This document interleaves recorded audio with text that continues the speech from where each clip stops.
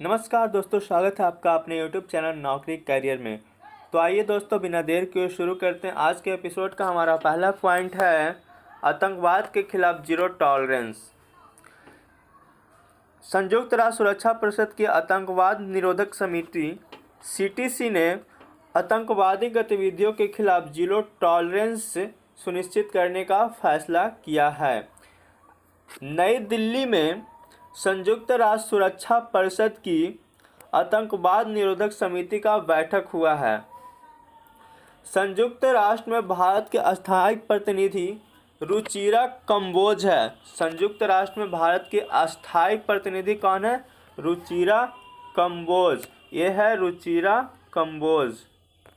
रुचिरा कंबोज, ये देखिए रुचिरा कंबोज, ये है रुचिरा कंबोज। हमारा अगला पॉइंट है चुनाव से ठीक पहले गुजरात में समान नागरिक संहिता की तैयारी। गुजरात में भाजपा अगर सत्ता में फिर से आती है तो भाजपा का कहना है कि हम अपने स्टेट में समान नागरिक संहिता यूसीसी यानी कि यूनिफॉर्म सिविल कोड लागू करेंगी।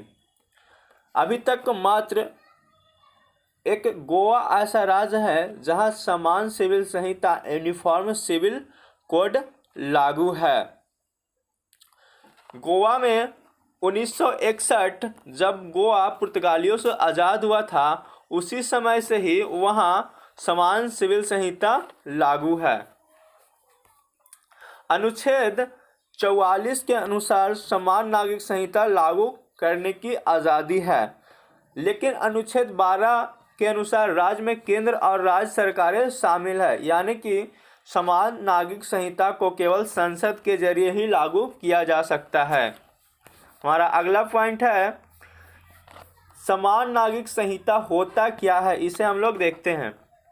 समान नागरिक संहिता एक ऐसा कानून है जो देश के हर समुदाय, चाहे वह हिंदू हो, मुस्लिम हो, सिख हो या ईसाई हो, सब पर एक समान रूप से लागू होता है। सब पर एक समान रूप से लागू होता है, चाहे किसी भी धर्म का हो, जाति का हो या पंथ का हो, सबके लिए सिविल कानून एक होगा। अभी ऐसा नहीं है। अंग्रेजों ने आपराधिक स्वराज्य से जुड़े कानूनों को सारे समुदाय पर लागू किया, लेकिन शादी विवाह, तलाक, उत्तराधिकार संपत्ति, गोद लेने आदि से जुड़े मसलों को धार्मिक मसलों के लिए उनको मान्यता के आधार पर छोड़ दिया। ये होता है समान नागरिक संहिता, समान सिविल कोड। हम अपने अगले पॉइंट की ओर बढ़ते हैं। ट्विटर के लिए कंटेंट मॉडरेशन काउंसिल बनाएंगे Elon Musk. Elon Musk council content या प्रतिबंधित खातों को फिर से बहाल करने से जुड़े फैसले लेगी। हम अपने अगले पॉइंट की ओर बढ़ते हैं। इसरो की एक और बड़ी कामयाबी, भारी रॉकेट इंजन का सफल परीक्षण। इसरो ने अब तक के सबसे भारी रॉकेट इंजन का परीक्षण किया है। तमिलनाडु के महेंद्रगिरी में इसरो के प्रोबल्स कॉम्प्लेक्स के हाई एल्टीट्यूड टेस्ट केंद्र में C-20 इंजन का उड़ान संबंधी परीक्षण किया है। LVM-3 मिशन के लिए इस इंजन का निर्धारण किया गया। मिशन के तहत वनवेव इंडिया के 36 उपग्रहों को प्रेषित किया जाएगा। LVM launch vehicle mark 3, LVM का फुल फॉर्म होता है लॉन्च व्हीकल मार्क 3 को आंध्र प्रदेश के श्रीहरिकोटा से लॉन्च किया गया है। हम अपने अगले पॉइंट की ओर बढ़ते हैं। हमारा अगला पॉइंट है 2047 तक भारत को विकसित राष्ट्र बनाने का लक्ष्य। क्वेश्चन इस प्रकार से पूछेगा, भारत को विकसित राष्ट्र बनाने का लक्ष्य किस साल तक रखा गया है, किस वर्ष तक रखा गया है? तो आंसर होगा 2047 तक। हमारा अगला पॉइंट है statue of belief. Statue of belief जिसे विश्वास स्वरूपम कहते हैं। स्टैचू ऑफ बिलीफ यानी कि विश्वास स्वरूपम। विश्वास स्वरूपम स्टैचू ऑफ बिलीफ में एक शिव प्रतिमा है। यह विश्व की सबसे ऊंची प्रतिमा है। इसकी लंबाई है 369 फीट। कितनी है? 369 फीट। इस पे 300 करोड़ रुपए खर्च किए गए हैं भगवान शिव की इस मूर्ति को तैयार करने में। 30,000 टन धातु पंच धातुओं का प्रयोग किया गया है। 20 किलोमीटर दूर से ही यह इतनी विशाल प्रतिमा बनाया गया है। 369 फीट ऊंची प्रतिमा है, इतनी विशाल है कि आपको 20 किलोमीटर दूर से ही नजर आ जाएगी प्रतिमा।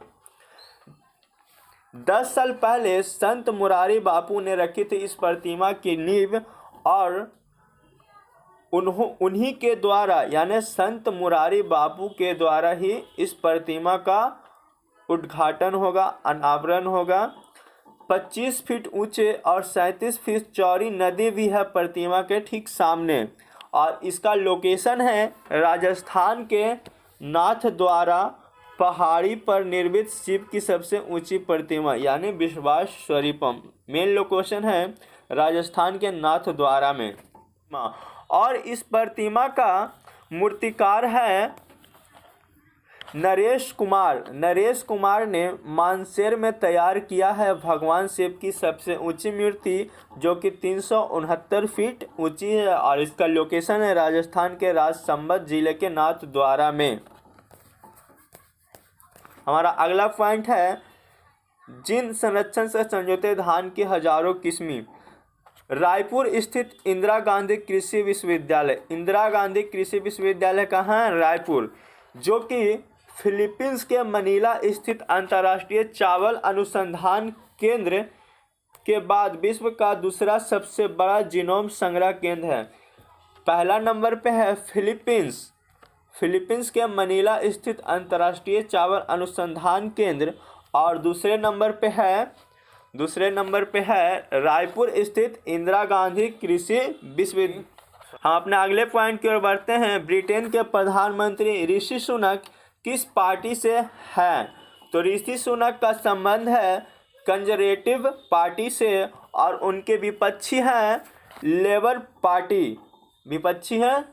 पार्टी और वो खुद किस पार्टी से बिलोंग करते हैं? Conservative party.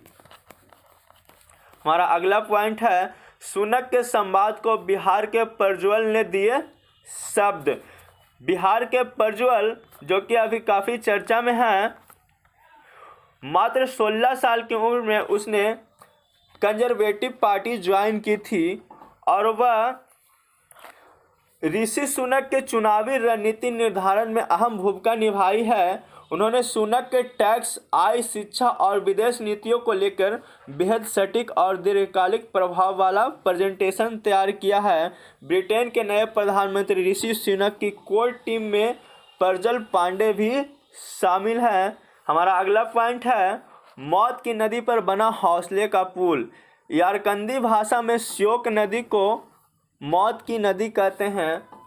यारकंदी भाषा में श्योक नदी का मतलब ही होता है मौत की नदी। सियाचिन ग्लेशियर के एक हिस्से से निकलने वाली श्योक नदी जो होता है वो सियाचिन ग्लेशियर के एक हिस्से से निकलती है। मौत की नदी कहलाने वाली पूर्वी लद्दाख में स्थित है श्योक नदी। 14,000 की फीट की ऊंचाई पर श्योक नदी पे गलवान घाटी में यह पुल बनाया गया है। 14,000 फीट की ऊंचाई पर विश्व की सबसे ऊंची हवाई पट्टी से भी जोड़ता है। यह जो सेतु बनाया गया श्योक नदी के ऊपर, यह जो है विश्व की सबसे ऊंची हवाई पट्टी से भी जोड़ता है। विश्व की सबसे ऊंची हवाई पट्टी एडवांस लैंडिंग ग्राउंड डॉलटबेग ओल्डी में पड़ता, डॉलटबेग ओल्डी को जोड़ता है। यह लेह में है। लेह में विश्व की सबसे ऊंची हवाई पट्टी डॉलटबेग ओल्डी। हम अपने अगले पॉइंट की ओर बढ़ते हैं। वर्ष 2019 में श्योक नदी पे एक हिस्से पर रेंचेल पुल का भी निर्माण किया गया था। 2019 में श्योक नदी के ऊपर रेंचेल पुल का निर्माण किया गया था और उसी समय चीन बौखला गया था और मई 2020 में जो गलवान घाटी में हिंसा की घटना को अंजाम दिया था और फिर से भारत श्योक नदी के ऊपर एक और पुल तैयार किया और दूसरा पुल बनाकर अपने इरादे को साफ कर दिए हैं। हम अपने अगले पॉइंट की ओर बढ़ते हैं। भारतीय परमाणु कार्यक्रम के जनक कहे जाते हैं भाभा।